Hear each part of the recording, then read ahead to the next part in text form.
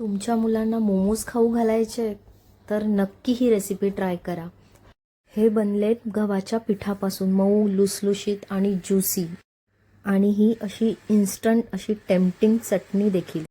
तुम्ही अशा सर्व भाज्या बारीक चिरून घ्यायच्या आहेत ते दाखवल्याप्रमाणे। त्यासोबत तुम्ही पनीर आणि मशरूम देखील इथे घेऊ शकता।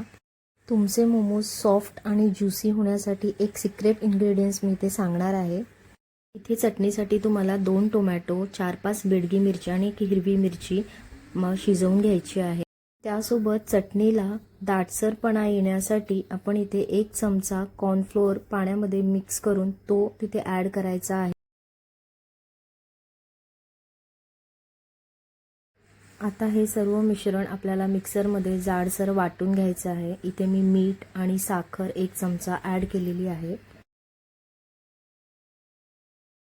अशा प्रकारे हे जाडसर वाटून झाल्यानंतर याला लसणीची फोडणी द्यायची आहे।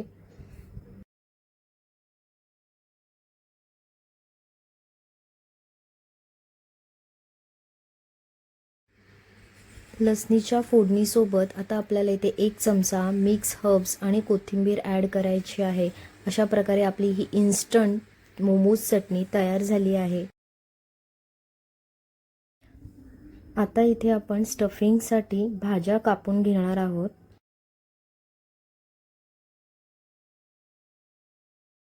इथे मी 2 चमचे तेलामध्ये अद्रक लसूण हाय फ्लेमवरती फ्राय करून घेते। त्यानंतर लगेचच मी कांदा देखील इथे ॲड केलेला आहे।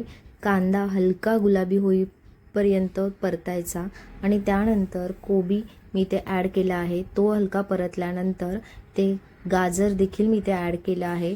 अशा प्रकारे बाकीच्या सर्व भाज्या मी 2-2 मिनिटं परतून त्या सगळ्या व्यवस्थित परतून घेते आहे। इथे हाय फ्लेमवर भाज्या परतल्यानंतर आता आपल्याला चवीनुसार मीठ ॲड करायचं आहे, ब्लॅक पेपर पावडर आणि 2 चमचे सोया सॉस इथे ॲड केला आहे। इथे आपण एक सिक्रेट इन्ग्रेडियंट ॲड केले आहे ते म्हणजे कॉर्नफ्लोअरची स्लरी। कॉर्नफ्लोअरच्या स्लरीने आपलं जे स्टफिंग आहे ना ते अगदी ज्युसी राहतं। आता त्यासोबत मी इथे 1 चमचा रेड चिली सॉस आणि कांद्याची पात देखील ॲड केली आहे। इथे मी आता 2 वाटी गव्हाचं पीठ घेतलं आहे आणि ते आता आपल्याला पाणी घालून घट्टसर मळून घ्यायचं। पीठ मळताना तेल आणि मिठाचा अजिबात वापर करायचा नाही, फक्त पाण्याने हे घट्टसर मळून घ्यायचं आहे।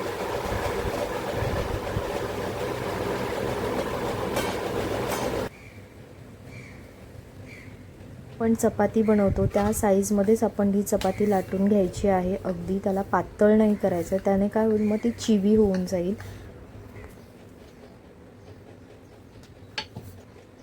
आता आपल्याला पुरीच्या साईजमध्ये ते कट करून घ्यायचे। अशा प्रकारे तुम्ही सर्व मोमोज असे बनवून घ्यायचे आहेत। तुम्ही कोणत्याही शेपमध्ये ते मोमोज बनवू शकता। या शेपचे मोदक नाही मोमोज मला बनवायला आवडतात।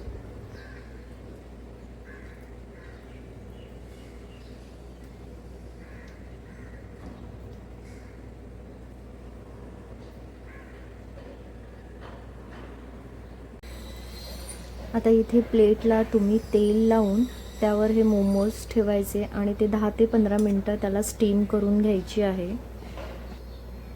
आता ब्रशने त्यावरती तेल थोडंसं अप्लाय करून घ्यायचं, त्याने काय होईल तुमचे मोमोज अगदी सॉफ्ट होतील। अशा प्रकारे आपले मोमोज रेडी झाले आहेत। गव्हाच्या पिठापासून बनलेले हे मोमोज दिसायला जरी वेगळे दिसले तरी चवीला हे अगदीच छान लागतात। मुलांना काय मोठ्यांना देखील हे खूप आवडतील।